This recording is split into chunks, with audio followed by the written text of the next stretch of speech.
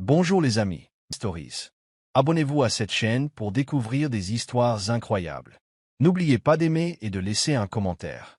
Entrons dans le vif du sujet. Kweku Mensah venait de rentrer d'une longue journée de travail, toujours absorbé par les derniers développements de son entreprise technologique.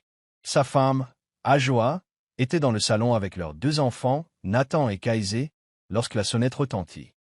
Il ne s'attendait à personne, alors il s'approcha de la porte avec une légère curiosité. Dès qu'il l'ouvrit, son souffle se bloqua.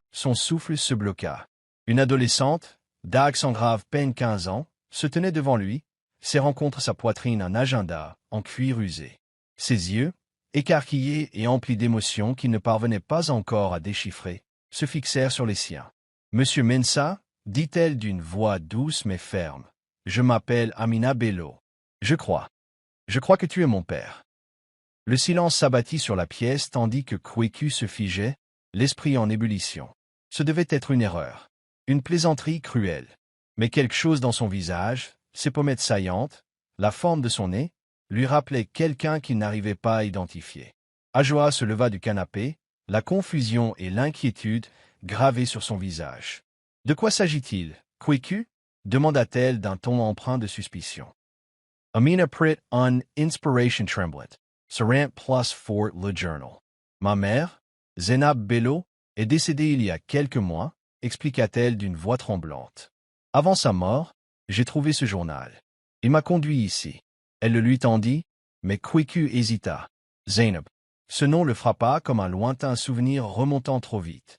Ajoa Esavanka, le regard plissé. De quoi parle-t-elle, Kweku? La tension monta dans la pièce lorsque Kweku accepta enfin le journal des mains d'Amina, ses doigts parcourant la couverture usée. Son esprit vacillait tandis qu'il cherchait désespérément à se souvenir d'une femme nommée Zainab. Il jeta un nouveau coup d'œil à Amina, dont l'expression désespérée lui fit battre le cœur. Si c'était vrai, si elle était sa fille, son monde allait basculer. Kweku était assis dans son bureau, les yeux rivés sur son journal comme s'il contenait les réponses au chaos qui régnait dans sa vie. Le nom de Zainab Bello réveillait en lui quelque chose de profond, mais les souvenirs étaient fragmentés, lointains. Une aventure d'un soir, il y a des années, il se passa la main sur le visage, son pouce s'accélérant. C'était impossible. Il avait été prudent dans sa jeunesse, non? La voix d'Ajoa le frappa lorsqu'elle entra dans la pièce. « Kweku, dis-moi que ce n'est pas vrai, » demanda-t-elle, les bras croisés. Il voulait la rassurer, mais le doute qui l'envahissait l'en empêchait. Il avait besoin de preuves. En bas, Amina était assise, raide, sur le canapé, les doigts enroulés autour du tissu de sa robe. Elle s'attendait à un rejet, mais entendre Kweku hésiter, voir le choc dans les yeux de sa femme lui donnait l'impression d'être au milieu d'une tempête, sans abri. Elle n'avait personne d'autre. Oncle Bod l'avait prévenu que retrouver son père ne lui apporterait peut-être pas la paix qu'elle espérait, mais elle s'était accrochée à l'infime chance qu'il la reconnaisse et l'accueille. « Je ne mens pas, » dit-elle en regardant Ajoa. « Je veux juste savoir la vérité. » Ajoa tourna son regard perçant vers Kweku. « Vas-tu assumer la responsabilité de tout ça, ou faire comme si de rien n'était » Sa voix oscillait entre colère et incrédulité. Kweku poussa un long soupir. Il ne savait pas ce qui était pire, l'idée d'avoir abandonné un enfant sans le savoir, ou le fait que son mariage risquait de s'effondrer à cause de cela. « Je vais faire un test ADN, » dit-il finalement d'une voix ferme. « J'ai besoin d'être sûr. » Le cœur d'Amina se serra. Même si le test prouvait qu'elle était sa fille, l'accepterait-il vraiment?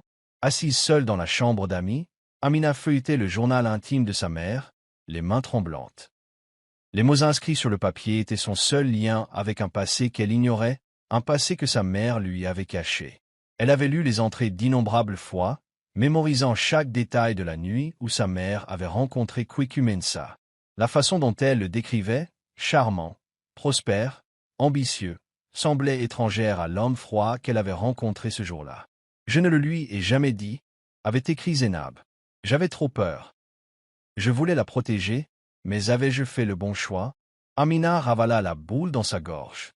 Si seulement sa mère le lui avait dit, peut-être que les choses auraient été différentes. Pendant ce temps, Kweku était assis dans son bureau, les yeux rivés sur le journal qu'il tenait entre ses mains. Ses mains tremblaient légèrement tandis qu'il tournait les pages, chaque mot le plongeant plus profondément dans une réalité à laquelle il ne s'était pas préparé.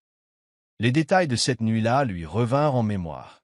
Il avait rencontré Zénab lors d'un événement professionnel, et ils avaient passé la nuit ensemble, mais c'était censé s'arrêter là. Un instant fugace. Il était parti tôt le lendemain matin, pensant que leur chemin ne se croiserait plus jamais. Mais elle avait porté son enfant, l'avait élevé seule et ne l'avait jamais contacté. Il ressentit une pointe de culpabilité inhabituelle, quelque chose qui le troubla profondément. Ajwa entra dans la pièce, les yeux rivés sur le journal qu'il tenait à la main. « Et alors? C'est vrai ?» demanda-t-elle d'une voix tendue.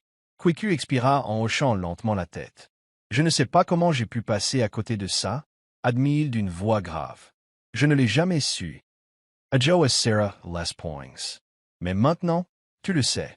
Qu'est-ce que tu vas faire ?» Il regarda vers la chambre d'amis, où se trouvait Amina. Il avait passé des années à bâtir son empire, à se forger une vie parfaite, mais à présent, une part de son passé était revenue, réclamant une place dans sa prison. Amina avait grandi entourée du seul amour de sa mère, et pendant des années, cela lui avait suffi. Mais, assise dans le luxe inconnu du manoir de Quiku, elle se sentait plus seule que jamais. Sa mère avait été tout pour elle, sa protectrice, son guide. La perdre avait été insupportable, et maintenant, devant l'homme qui aurait dû faire partie de sa vie depuis toujours, elle se sentait comme une invitée indésirable. Elle regardait les enfants de Quiku jouer dans le jardin depuis la fenêtre, le cœur serré. Ils avaient un père qui les adorait. Pourquoi ne lui avait-on pas donné la même chose? Quiku se surprit à observer Amina depuis l'embrasure de la porte, une culpabilité inhabituelle le rongeant. Il avait toujours été un homme de logique et d'ordre, mais rien dans cette situation n'avait de sens. Comment pouvait-il être père d'une adolescente qui avait passé toute sa vie sans lui? « Amina » appela-t-il doucement en entrant. Elle se retourna, l'air indéchiffrable. « Je veux te connaître » admit-il, sentant le poids de ses mots. « Je ne sais pas comment arranger ça, mais je veux essayer. » Amina l'observa un long moment avant de secouer la tête. « Tu n'as pas besoin de te forcer. » dit-elle d'une voix teintée de tristesse. « Je voulais juste savoir d'où je venais. C'est tout. » Quiku ressentit une vive douleur à la poitrine. Elle ne demandait pas grand-chose, juste la vérité. Mais pouvait-il lui donner la place qu'elle méritait dans sa vie sans détruire tout ce qu'il avait construit? La nouvelle éclata plus vite que Quiku ne l'avait anticipé. La naissance secrète d'un enfant par un homme d'affaires important était le genre de rumeur qui se répandait comme une traînée de poudre. Les gros titres étaient impitoyables. La fille secrète du milliardaire Quiku Mansa bouleverse sa vie parfaite. Son téléphone vibrait sans cesse, inondé d'appels de partenaires commerciaux, de journalistes et même d'amis qui voulaient connaître la vérité. Quiku serra les dents en parcourant les articles. Sa vie privée était désormais un divertissement public. Ajwa était furieuse. Comment cela a-t-il pu être révélé? Demanda-t-elle en arpentant la pièce. Cela va tout gâcher. Elle avait travaillé sans relâche pour préserver la réputation irréprochable de leur famille, et maintenant, avec l'arrivée d'une fille, tout s'écroulait. Quiku expira en se passant la main dans les cheveux. « Je ne sais pas » admit-il, la frustration perceptible dans son ton. « Mais je dois contrôler la situation avant qu'elle ne s'aggrave. » Amina, elle aussi, ressentait le poids du scandale.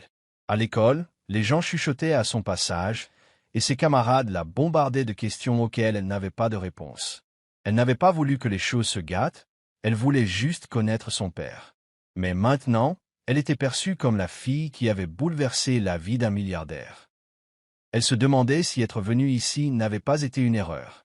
La tension au sein de la famille Mansa avait atteint des niveaux insupportables. Quiku avait fait effectuer un test ADN au plus vite, non pas par doute sur Amina, mais parce qu'il avait besoin de preuves solides avant de prendre des décisions qui changeraient sa vie. Il l'accompagna au laboratoire, et bien qu'ils fussent assis côte à côte, le silence entre eux était étouffant. Les doigts d'Amina tremblaient tandis qu'elle remplissait les papiers, l'ironie de la situation la hantant. Pourquoi avait-elle besoin de faire ses preuves auprès de l'homme qui aurait toujours dû être là? « Nous aurons les résultats dans quelques jours », leur annonça le technicien. Mais pour Amina, l'attente lui parut une éternité. De retour à la maison, Ajwa parlait à peine à Quiku. Elle avait emménagé dans la chambre d'amis, et leur conversation autrefois tendre s'était transformée en échanges froids et brefs. Quiku tentait de la raisonner, mais elle était toujours furieuse que quelque chose de son passé ait envahi leur présent. « J'ai construit cette vie avec toi, Quiku » lança-t-elle un soir, les bras croisés. Et maintenant, je dois la partager avec un inconnu. Il soupira, épuisé. Ce n'est pas une inconnue? Ajoa. C'est ma fille. Cette vérité s'imposait, et même si elle était inconfortable, il ne pouvait pas y échapper. Lorsque les résultats arrivèrent enfin, les mains de Kweku tremblèrent en ouvrant l'enveloppe. Son cœur battait fort tandis que ses yeux parcouraient les mots. 99,9% de probabilité de paternité. Il expira brusquement, la poitrine serrée. Amina était assise en face de lui, l'observant, attendant. Il leva les yeux vers elle et, pour la première fois, il prononça les mots qu'elle attendait. « Tu es à moi. » Mais au lieu de se sentir soulagé, Amina ressentit la douleur de la réalité. Maintenant qu'il connaissait la vérité, l'accepterait-il vraiment? La réaction d'Ajoa à la confirmation du test ADN fut tout sauf calme. Elle sortit en trompe de la pièce, claquant la porte derrière elle, laissant Kweku tirailler entre la suivre et rester avec Amina. La maison ressemblait à un champ de bataille, la tension irradiant dans chaque pièce. Kweku savait qu'il ne s'agissait pas seulement d'Amina. Ajoa se sentait trahi par le passé dont il n'avait jamais parlé. Ce soir-là, il frappa à la porte de la chambre d'Ami, attendant qu'elle l'invite à entrer. Mais elle ne le fit pas. « Tu aurais dû me le dire » dit-elle finalement à travers la porte. « J'aurais dû la connaître avant qu'elle ne frappe à notre porte. » Amina, quant à elle, commençait à se lasser d'être la cause de conflits. Elle espérait trouver un endroit où se sentir chez elle. Mais au lieu de cela, elle se sentait comme une intruse dans la vie parfaite de Kweku. Elle avait entendu Ajoa se disputer avec lui tard dans la nuit, des propos empreints de ressentiment. Elle ne faisait pas partie de nos projets. Ces mots la blessèrent profondément. Amina aurait voulu crier qu'elle non plus n'avait rien prévu, qu'elle était venue seulement chercher la vérité. Peut-être qu'oncle Bod avait raison, peut-être aurait-elle dû rester à l'écart. Un soir, alors qu'Ajoa était assise seule sur le balcon, Kweku finit par la confronter. « C'est une enfant, Ajoa. Mon enfant. Elle n'a pas demandé ça plus que nous. » Ajoa se tourna vers lui, les yeux emplis de larmes retenues. « Et nos enfants, Kweku? Comment crois-tu qu'ils réagiront à cela? Comment veux-tu que je l'accueille à bras ouverts ?» Il n'avait pas de réponse. Tout ce qu'il savait, c'est qu'Amina était là, et qu'il ne pouvait pas lui tourner le dos. Mais à quel prix? Amina avait essayé de garder espoir, mais chaque jour passé chez les Mansa lui rappelait qu'elle n'avait pas sa place. Nathan lui parlait à peine, Kézé l'observait avec une curiosité prudente, et Ajoa ne cherchait pas à cacher son malaise. La solitude s'installait comme un vieil ami, lui murmurant qu'elle devait partir avant que la situation n'empire. Kweku essaya d'engager la conversation avec elle, mais elle voyait bien qu'il avait du mal à concilier son ancienne vie avec son arrivée inattendue. Elle passa plus de temps dans sa chambre, regrettant d'avoir frappé à cette porte. Un après-midi, elle s'assit à table avec Kweku et ses enfants. Nathan repoussa son assiette et la fusilla du regard. « Vas-tu rester ici pour toujours ?» La question la piqua, mais elle le fixa du regard sans sourciller. « Je ne sais pas, » admit-elle. « Tu veux que j'y parte ?» Nathan ne répondit pas, mais son expression en dit long.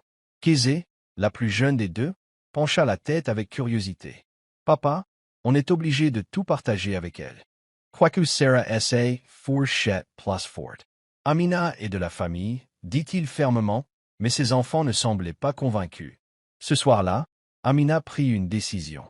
Elle prépara un petit sac, y fourrant quelques vêtements et le journal intime de sa mère. Elle avait cru que retrouver Kweku lui apporterait des réponses, mais cela ne lui avait apporté que davantage de souffrance.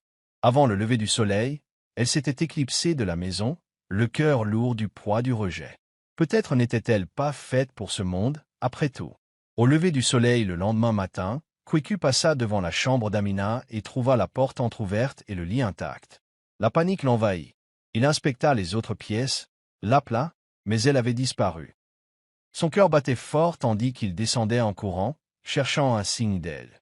Ajoa le trouva dans le salon, les mains agrippées à son téléphone. « Elle n'est pas là, » murmura-t-il en composant le numéro d'oncle Bod. « Je crois qu'elle s'est enfuie. » Amina n'avait nulle part où aller, si ce n'est chez oncle Bod, le seul autre endroit qu'elle connaissait. Le vieil homme la regarda et soupira en secouant la tête. « Je t'avais dit que ce ne serait pas facile. » murmura-t-il en la faisant entrer. « Mais fuir ne changera rien. » Amina se laissa tomber sur le canapé, les genoux contre la poitrine. « Je n'ai rien à faire là-bas, » murmura-t-elle. « Ils ne veulent pas de moi. » Bod s'assit à côté d'elle, le regard empli de compréhension. Tu n'as pas fait tout ce chemin pour repartir sans réponse, dit-il doucement. Tu dois affronter la situation. Kwekwe la retrouva finalement plus tard dans l'après-midi, la poitrine serrée de soulagement lorsque l'oncle Bod l'appela pour lui dire qu'elle était saine et sauve. À son arrivée, Amina refusa de soutenir son regard. « Je pensais avoir bien fait de te trouver, » dit-elle amèrement. « Mais peut-être aurait-il mieux valu que je ne le sache jamais. » Le cœur de Kwekwe se serra. « Je sais que je n'ai pas bien géré la situation. Mais je ne veux pas que tu partes, » dit-il. « Je veux essayer avec Amina. S'il te plaît, donne-moi cette chance. » Mais avait-elle la force de lui faire confiance? De retour au manoir, Amina resta assise en silence tandis que Kwekwe la raccompagnait chez elle. Le silence entre eux était lourd de non-dits. Kwekwe repensa à toutes les erreurs qu'il avait commises depuis son arrivée. Son refus initial, son incapacité à la faire se sentir la bienvenue, et la douleur dans ses yeux lorsqu'elle était partie. Il avait pensé que subvenir à ses besoins suffirait, mais il réalisait maintenant que la paternité exigeait plus que de la reconnaissance. Il avait perdu 15 ans de sa vie, pourrait-il un jour se rattraper? Ce soir-là, Kwekwe était assis dans son bureau, les yeux fixés sur une photo de Zénab trouvée dans le journal. La culpabilité l'étouffait. Elle avait fait tout cela seule, et il ne s'en était même pas rendu compte. Il imaginait les difficultés qu'elle avait dû affronter, élevant un enfant sans soutien, sans réponse. Il se sentait comme un échec, non seulement pour Amina, mais aussi pour Zénab. Il murmura des excuses à la femme qu'il avait oubliée, se promettant de ne plus décevoir Amina. Pendant ce temps, Amina était allongée dans son lit, serrant le journal de sa mère contre sa poitrine. Les pages qui autrefois lui apportaient du réconfort lui semblaient désormais un cruel rappel de ce qui ne pourrait jamais arriver. Elle avait cru que connaître son père comblerait le vide laissé par la mort de sa mère, mais au lieu de cela, elle se sentait plus perdue que jamais. Et pourtant, tandis que le sommeil la gagnait, elle ne pouvait ignorer la petite voix intérieure qui lui murmurait. Et s'il voulait vraiment essayer? Le lendemain matin, Amina était assise à la table du petit-déjeuner, se sentant comme une étrangère dans la maison de son père. Kézé, le plus jeune des enfants de Kwekwe, lui lança des regards curieux, tandis que Nathan restait impassible, concentré sur ses céréales. Kwekwe, sentant la tension, s'éclaircit la gorge. « Amina, » dit-il d'un ton ferme mais doux, « je veux que tu fasses la connaissance de Nathan et Kézé.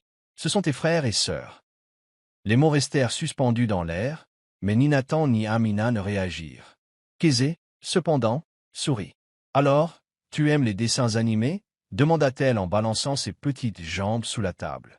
Amina esquissa un petit sourire, appréciant la tentative. « Oui, je le sais. » Nathan, lui, repoussa sa chaise et se leva brusquement. « Ce n'est pas ma sœur, » murmura-t-il avant de s'éloigner.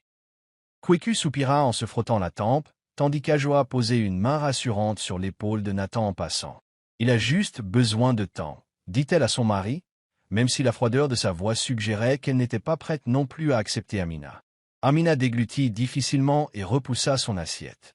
Elle s'attendait à une certaine hostilité de la part d'Ajoa, mais le rejet de Nathan la blessa d'une manière inattendue.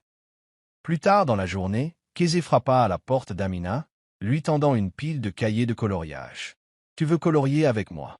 Amina hésita avant d'acquiescer et de laisser entrer la petite fille. Tandis qu'elles coloriaient ensemble, Kézé riait en parlant de ses dessins animés préférés et des jeux auxquels elle aimait jouer.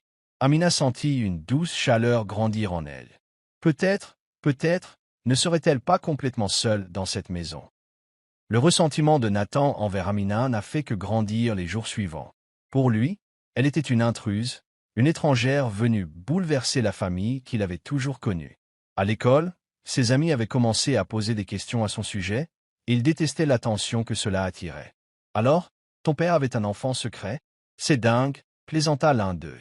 Nathan Sarah Les Poings, Himley. Cette vie parfaite avait été bouleversée, et Amina en était la cause. À la maison, il lui parlait à peine. Quand Kwekwe lui proposa de faire quelque chose en famille, Nathan refusa.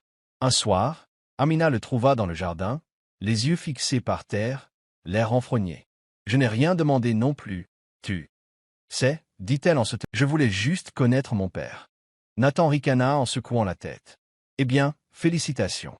Tu l'as trouvé. » Et maintenant, ses paroles étaient pleines d'amertume, et Amina sentit son cœur se serrer. Kweku, remarquant le fossé entre ses enfants, tenta d'engager la conversation avec Nathan. « Je sais que c'est dur, dit-il, assis à côté de lui dans le bureau. Mais Amina est ta sœur. Elle n'est pas l'ennemi. Nathan serra las dents. Elle a tout changé, murmura-t-il. Tout allait bien avant son arrivée. Kweku expira, réalisant que Nathan n'était pas seulement en colère, il avait peur. Peur que sa place dans la famille ait changé. Et Kweku savait qu'il devait trouver un moyen de rassurer son fils. Se sentir indésirable était devenu trop lourd à porter pour Amina. Elle essayait de s'intégrer, mais les murs qui l'entouraient restaient solides.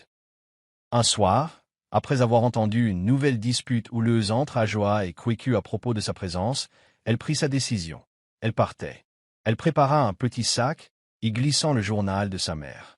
Cette fois, elle n'irait pas chez oncle Boad. Elle trouverait sa voie. Sortant discrètement de la maison, elle marchait sans but dans les rues, sans véritable destination, juste un désir ardent d'échapper au sentiment d'être indésirable. Elle se retrouva à une petite gare routière, ne sachant où aller. Assise sur un banc, serrant son sac contre elle, elle se demanda si elle avait fait une erreur en cherchant Kweku. Toute sa vie, elle avait rêvé d'un père, pour finalement trouver un homme qui n'était pas prêt pour elle. Pendant ce temps, Kweku se réveilla et trouva sa chambre vide. La panique l'envahit. Pas encore. Il inspecta la maison avant de réaliser qu'elle était bel et bien partie. Cette fois, il n'appela pas seulement oncle Boad, il appela la police. Ajoa le regarda, les bras croisés. Peut-être qu'elle ferait mieux de trouver son propre chez-soi, murmura-t-elle. Kweku se retourna brusquement, la colère illuminant ses yeux. « C'est ma fille, Ajoa, rétorqua-t-il, et je ne la laisserai plus jamais se sentir abandonnée. » Kweku parcourait la ville en voiture, le cœur battant la chamade. Il n'avait jamais ressenti une telle peur.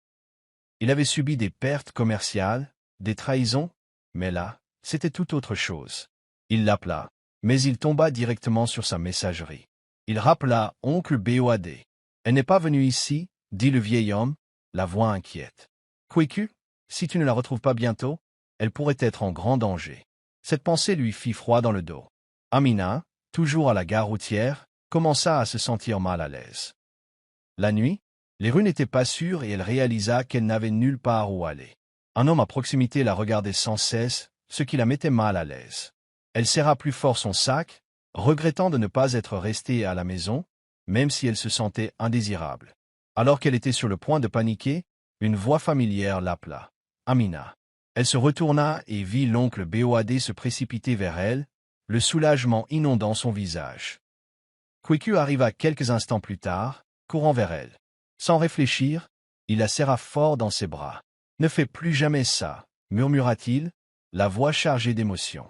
Amina, choquée par cette démonstration d'affection, hésita avant de murmurer. « Je croyais que tu ne voulais pas de moi. » Kweku se recula et la regarda droit dans les yeux. « Je te veux, Amina, » dit-il fermement. « Tu es ma fille, et je ne te laisserai plus jamais partir. » Comprenant qu'il ne pouvait plus continuer comme ça, Kweku prit une décision. Sa famille avait besoin d'aide. Il a programmé une séance de thérapie familiale, à la grande réticence d'Ajoa et Nathan. « C'est ridicule », a marmonné Nathan alors qu'ils étaient assis dans le bureau du thérapeute. Ajoa, les bras croisés, est restée silencieuse, l'air indéchiffrable. Mais Kweku était déterminé. « Si nous voulons résoudre ce problème, nous devons essayer, » dit-il en examinant chacun d'eux. Pour Amina. Pour nous tous. La thérapeute, une femme calme et expérimentée, a commencé la séance en laissant chacun exprimer ses sentiments. Amina a été la première à prendre la parole, la voix tremblante. « Je n'ai jamais voulu causer de problème, » dit-elle. « Je voulais juste savoir d'où je venais. » Nathan leva les yeux au ciel, mais le thérapeute l'encouragea gentiment à parler. « C'est juste. Je n'aime pas la façon dont tout a changé, » admit-il. « Je ne sais pas quoi penser d'elle. » C'était la première fois qu'il avouait ouvertement ses émotions, et Kweku y vit une lueur d'espoir. Ajoa, quand son tour arriva, hésita avant de parler. « Je me sens trahi, » avoua-t-elle. « Je sais que ce n'est pas la faute d'Amina, mais j'ai quand même l'impression qu'on m'a volé quelque chose. » Kweku lui prit la main, comprenant sa douleur.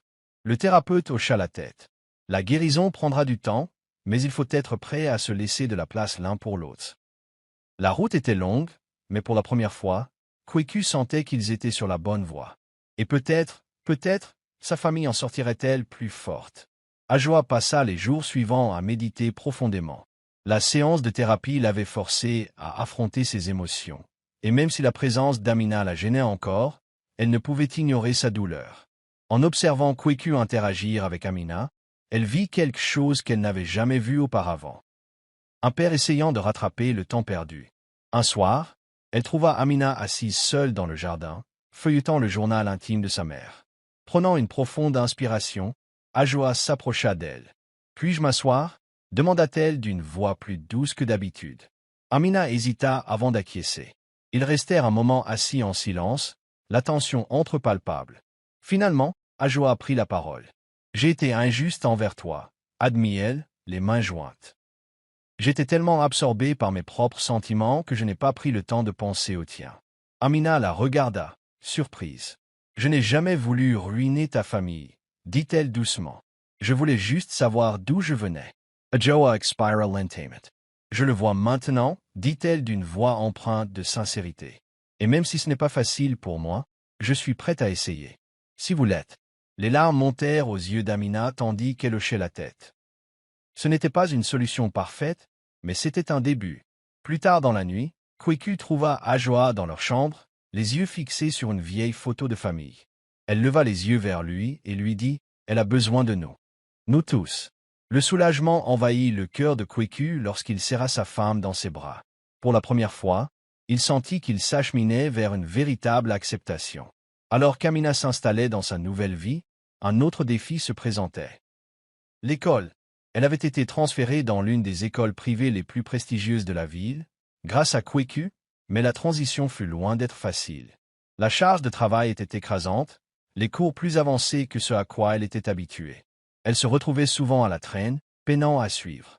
Pendant le déjeuner, elle entendit un groupe d'étudiants murmurer. Elle est là uniquement grâce à son père. S'il n'était pas riche, elle n'aurait même pas le droit d'être admise. Les mots la blessèrent, mais elle ravala sa fierté et garda la tête basse.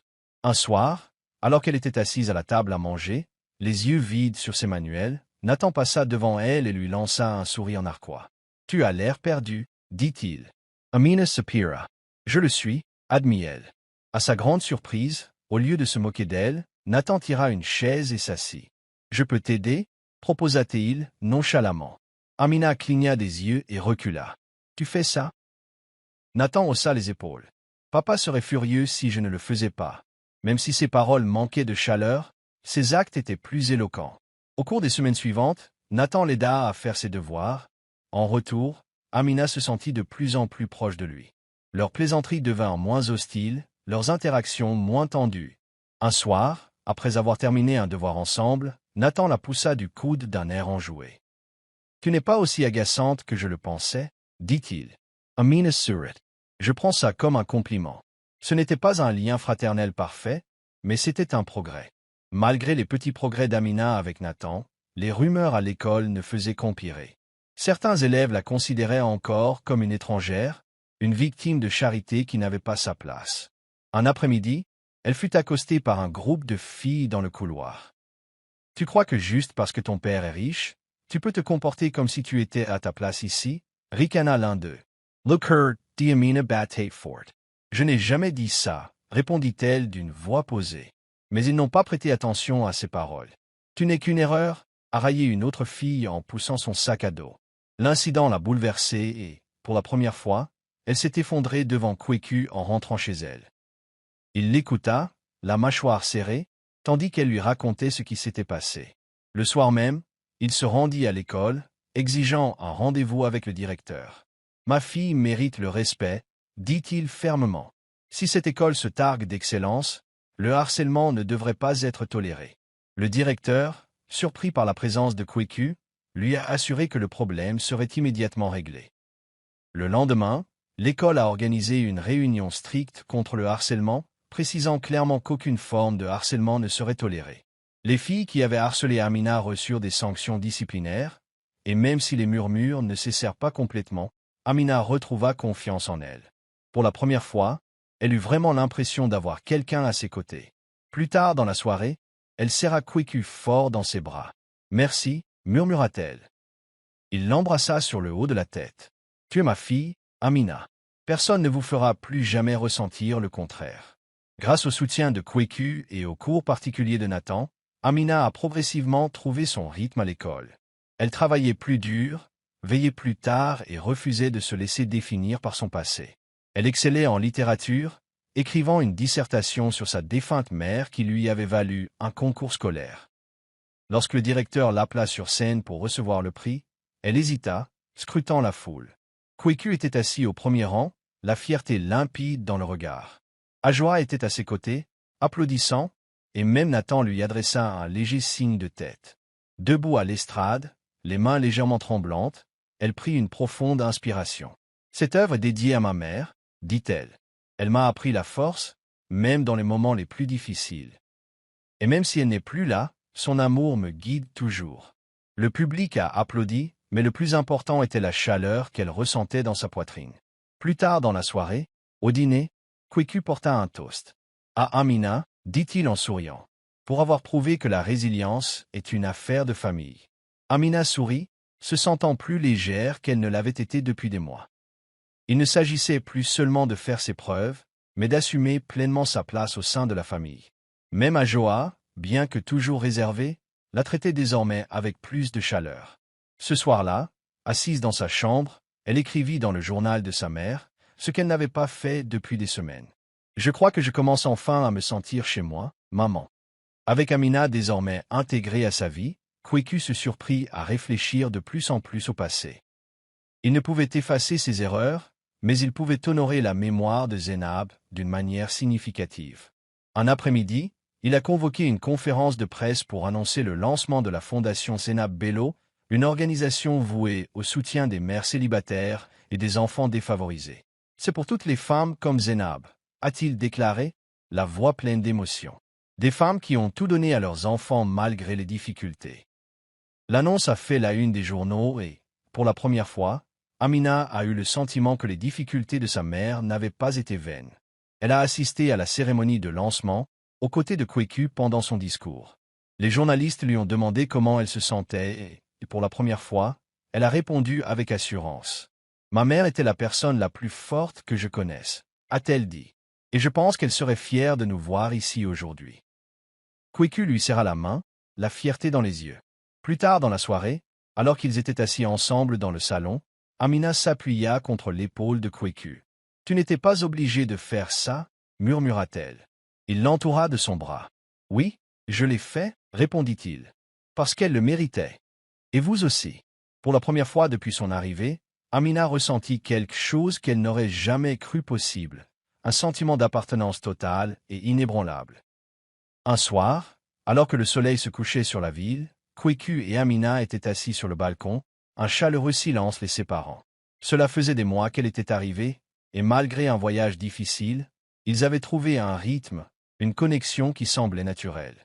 Kweku l'observa, remarquant combien elle avait grandi, non seulement en confiance, mais aussi dans sa capacité à embrasser cette nouvelle vie. « Je n'aurais jamais pensé avoir une fille, » admit-il d'une voix douce. « Et maintenant que je le sais, je ne sais pas comment j'ai pu vivre sans toi. » Amina sourit, même si les larmes lui piquaient les yeux. « Je n'aurais jamais pensé avoir un père, » dit-elle sincèrement. « Mais je crois que j'aime bien en avoir un. » Elle hésita avant d'ajouter. « J'imaginais comment tu serais. J'y pensais tout le temps. » Kweku sentit un pincement au cœur. « J'aurais aimé te connaître plus tôt, » dit-il. « J'aurais été là. » Amina secoua la tête. « Peut-être, » murmura-t-elle. « Mais nous y sommes maintenant. C'est ce qui compte. » Kweku lui prit la main et la serra doucement. « Tu as raison, » dit-il. « Et je te promets que, quoi qu'il arrive, je serai toujours là pour toi. » Pour la première fois, Amina le crut vraiment. Il ne s'agissait plus de faire ses preuves ni de rattraper le temps perdu. Il s'agissait de construire quelque chose de concret, de durable. Tandis qu'Amina et Kweku se rapprochaient, Ajoa se surprit à les observer de loin. Au début, elle avait craint que la présence d'Amina ne perturbe tout, mais à présent, elle voyait quelque chose d'inattendu. Amina ne gâchait rien à leur famille, elle y ajoutait quelque chose. Un après-midi, alors qu'elle préparait un gâteau dans la cuisine, elle remarqua Amina rôder près de la porte, hésitante. « Tu veux aider ?» demanda Ajoa, se surprenant elle-même. Les yeux d'Amina s'écarquillèrent avant d'acquiescer et d'avancer. Elle regarda Ajoa mesurer la farine, ses gestes précis. Ta mère, était-elle une bonne cuisinière? Demanda prudemment Ajoa. Amina sourit avec nostalgie. La meilleure. Elle faisait le meilleur riz jollof, dit-elle. J'ai toujours voulu apprendre, mais elle ne me laissait jamais approcher du fourneau. Ajoa rit doucement en lui tendant une cuillère à mélanger. Eh bien, vous pouvez l'apprendre maintenant. Alors qu'ils travaillaient côte à côte, quelque chose a changé entre eux. Ce n'était pas une grande réconciliation, mais c'était un pas en avant. Ce soir-là, tandis qu'on servait le dîner, Kézé applaudit avec enthousiasme. Tu as aidé, Amina? Demanda-t-elle. Amina hocha la tête et jeta un coup d'œil à Ajoa, qui lui adressa un petit sourire approbateur. Kweku remarqua cet échange silencieux et ressentit un soulagement. Sa famille était enfin réunie. Le 16e anniversaire d'Amina approchait et pour la première fois depuis des années, elle était impatiente. En grandissant, sa mère avait fait de son mieux pour que ses anniversaires soient inoubliables, mais ils avaient toujours été simples, gâteaux faits maison et vœux murmurés. Cette année, cependant, les choses étaient différentes. Kweku avait insisté pour lui organiser une grande fête pour marquer le début d'un nouveau chapitre de sa vie. Le jour J, Amina n'en croyait pas ses yeux. Le jardin était magnifiquement décoré, rempli de ballons et de guirlandes lumineuses. Des amis d'école et des associés de Kweku étaient présents et, pour la première fois, elle s'est sentie véritablement à sa place.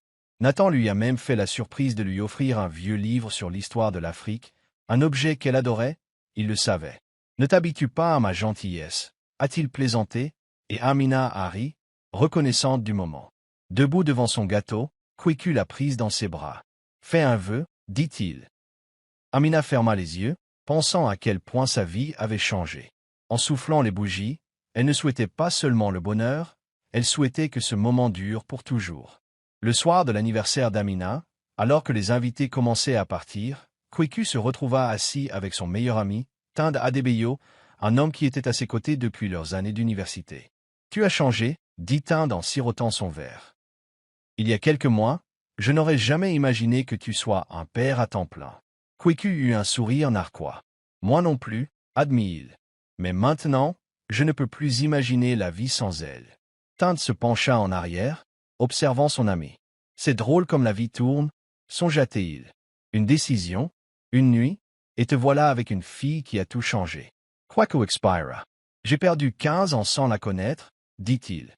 Mais je veux que les 15 prochaines années comptent. Tinde hocha la tête en signe d'approbation. Alors fais-le. Sois le père dont elle a besoin. Alors que Kweku jetait un coup d'œil à travers la cour, observant Amina rire avec ses frères et sœurs, il ressentit une subtile sensation au fond de lui. C'était sa famille, et pour la première fois de sa vie, il se sentait complet. Le lancement de la fondation Zénab Bello fut un succès. Mais pour Kweku, c'était plus qu'un simple événement, c'était sa façon de faire la paix avec le passé. Il s'est tenu à la tribune et s'est adressé à la foule d'une voix assurée. Cette fondation est dédiée à toutes les mères qui ont tout donné pour leurs enfants. C'est ma façon d'honorer une femme qui n'a jamais reçu la reconnaissance qu'elle méritait. Tandis qu'il parlait, son regard croisa celui d'Amina, qui sourit, la fierté rayonnante. Plus tard, alors qu'il traversait le nouveau centre de la fondation, Amina lui prit la main. « Elle aurait été fière de toi, dit-elle doucement. » Kweku ravala la boule dans sa gorge. « J'espère juste pouvoir rattraper les années où je n'étais pas là. » Amina lui serra la main. « Tu l'as déjà fait. » Alors qu'ils se tenaient ensemble, père et fille, Kweku réalisa quelque chose. Il n'avait pas seulement gagné un enfant, il avait trouvé un but. Et ainsi, le passé ne le hantait plus. Il était devenu une leçon, celle qui l'avait conduit au plus beau cadeau, la famille. Assise dans le bureau de Kweku, Amina feuilletait une pile de brochures universitaires. Elle avait toujours aimé apprendre, mais pour la première fois, elle envisageait son avenir comme elle n'avait jamais osé le faire auparavant. « Que veux-tu étudier » demanda Kweku en l'observant avec intérêt. Amina hésita, puis sourit. « La loi, dit-elle. Je veux me battre pour des gens comme eux. Amère, des femmes qui luttent seules. » Kweku sentit la fierté lui monter à la poitrine. Il avait passé des années à bâtir son empire commercial, mais entendre la passion d'Amina pour la justice lui a fait comprendre que le succès n'était pas seulement une question de richesse, mais aussi d'impact. « C'est un choix fort, a-t-il déclaré. Et je te soutiendrai de toutes les manières possibles. » Amina leva les yeux, le regard empli de détermination. Je veux le mériter, dit-elle fermement. Je ne veux pas être seulement la fille d'un milliardaire. Je veux tracer ma propre voie. Plus tard dans la nuit, elle se retrouva à écrire à nouveau dans le journal de sa mère. « Maman, je crois que je comprends enfin pourquoi tu n'as jamais abandonné. Et moi non plus. Je vais te rendre fière. » En fermant le livre, elle ressentit une profonde paix. Pour la première fois, elle ne se contentait pas de survivre, elle rêvait. Un soir, Kweku fit venir Amina dans son bureau. Il lui tendit un document, l'air indéchiffrable. « Qu'est-ce que c'est » demanda-t-elle en l'ouvrant. Ses yeux s'écarquillèrent en parcourant le papier. Une bourse au nom de Zénab, destinée à aider les jeunes filles issues de milieux défavorisés à poursuivre leurs études. « Je voulais faire quelque chose de significatif, » dit doucement Kweku. « Quelque chose qui honore la force de ta mère. » Amina sentit sa gorge se serrer d'émotion.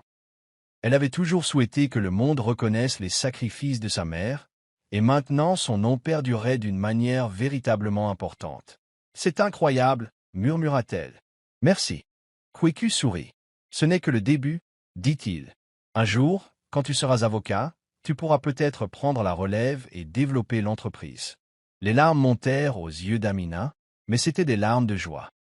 Elle avait passé une grande partie de sa vie à se sentir invisible, mais maintenant, elle faisait partie de quelque chose de plus grand qu'elle.